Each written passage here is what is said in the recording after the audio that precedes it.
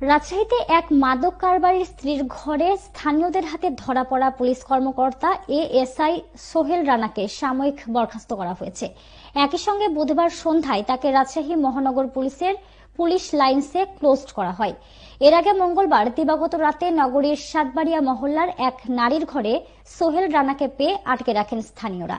এ সময় তাকে লাঠিপেটা করে থানায় খবর দেয়া হয়। পরে মতিহার থানা পুলিশ তাকে উদ্ধার করে। তিনি আরএমপি চন্দ্রিমা থানায় কর্মরত ছিলেন। মতিহার থানার ওসি আব্দুল মালিক জানান, ওই নারীর বাড়ি থেকে উদ্ধার করে এনে এএসআই সোহেল রানাকে থানা হেফাজতে রাখা হয়েছিল। পরে ঊর্ধ্বতন কর্তৃপক্ষ তাকে পুলিশ লাইনসে ক্লোজড করে।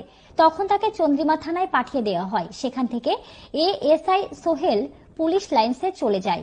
আরএমপির অতিরিক্ত উপপুলিশ কমিশনার সাবিনা ইয়াসমিন বলেন, এএসআই সোহেল রানাকে পুলিশ লাইনে ক্লোজড করার পাশাপাশি সাময়িক বরখাস্ত করা হয়েছে।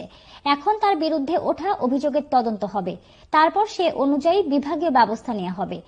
এএসআই সোহেল রানাকে যে নারীর ঘরে পাওয়া যায় তিনি থাকেন তার বাবার বাড়িতে।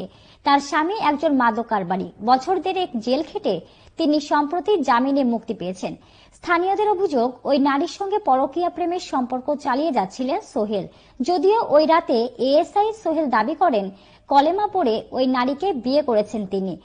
ওই নারীও তখন তার আগের স্বামীকে তালাক দিয়েছেন বলে দাবি করেন। তবে থানায় এসে বিয়ের প্রসঙ্গ এড়িয়ে অন্য কথা বলেন সোহেল পুলিশকে জানান, তার 3টি অটোরিকশা আছে, সেগুলো ওই নারীর তত্ত্বাবধানে থাকে।